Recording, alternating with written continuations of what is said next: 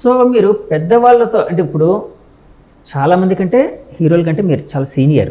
1981 అంటే ఇప్పుడు పెద్ద స్టార్లుగా ఉన్న చాలామంది కంటే సీనియర్స్.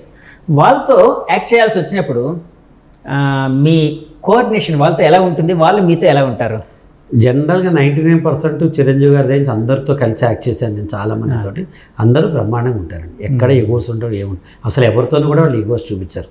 మామూలుగా ఉంటారు, పలకరిస్తే వాళ్ళు వాళ్ళ దగ్గర ఉంటారు. మనకే భయం వెళ్ళి పలకరించాలంటే ఏమనుకుంటారు చాలామంది.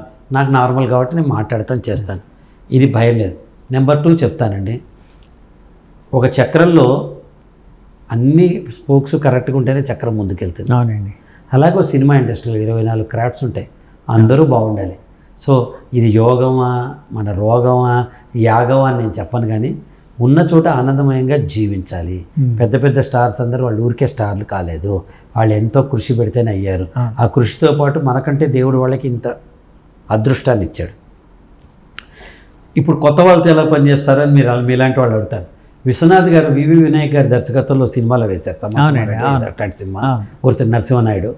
నేను షూటింగ్ విశ్వనాథ్ గారిని కలవటానికి వెళ్ళాను. అన్నప్పుడు నేను అన్నా, సార్ మీరు డైరెక్టర్ కదా, వీరి డైరెక్షన్లో పనిచేస్తూ కొంచెం కెమెరా ఇలా పెడితే బాగుండును, అలా పెడితే బాగుండు లాంటిది మీకు ఎప్పుడైనా అనిపించింది అని అడిగాను.